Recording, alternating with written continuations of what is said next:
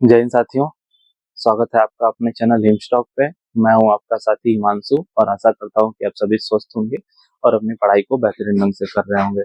साथियों, जैसा कि आप सभी को पता होगा कि हमने बीएसएफ एएसआई के लिए 30 दिनों की एक टारगेट सीरीज शुरू की है और आज इस सीरीज का 9वां दिन है। इस सीरीज को शुरू करने का उद्देश्य केवल इतना ही है कि जो भी साथी हमारे इस सीरीज में जुड़े हैं उनका स्कोर काफी अच्छा हो और मैं खुद भी इस एग्जाम की तैयारी करता हूं, तो मैं जो जैसे पढ़ता हूं वैसे ही आप लोगों को पढ़ाता हूं, बताता हूं कि हमें क्या क्या करना है। इस सीरीज में हम डेली टारगेट लेते हैं और हम उसको डेली अचीव करते हैं ताकि एग्जाम से पहले हमारा एक अच्छा रिवीजन हो सके और हमारी वीक पॉइंट्स हैं उस पर फोकस हो सके।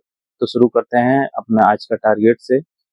जैसा कि हमेशा से ही पहले हम शुरू करेंगे टाइपिंग प्रैक्टिस से। तो सुबह हमारी 30 मिनट की टाइपिंग रहेगी और इसमें भी हम आज लोअर रोज की ही प्रैक्टिस करेंगे। अब बात करते हैं हिंदी से।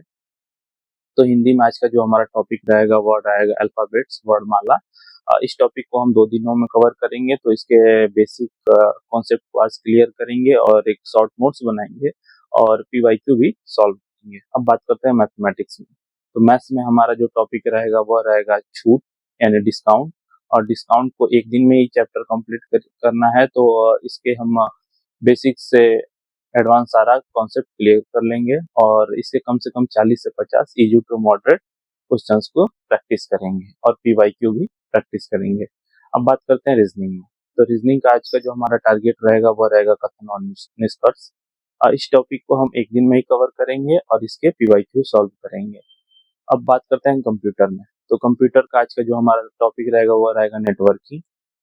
नेटवर्किंग क्या है, इसके कितने प्रकार हैं, किस तरह से नेटवर्किंग की जाती है। तो इस टॉपिक को हम 2 दिनों में कंप्लीट करेंगे और आज इस टॉपिक का डे 1 है, तो इसका बेसिक कॉन्सेप्ट क्लियर करेंगे और इसके पीवाईक्यू भी सॉल्व करेंगे और इसके हमेशा की तरह शॉर्ट नोट्स भी बनाएंगे, क्योंकि शॉर्ट नोट्स ही हमारे एग्जाम में हमारी हेल्प करते हैं। यह एक पावरफुल वेपन होता है जो एग्जाम से पहले हमें रिवीजन करने में सहायता करते हैं।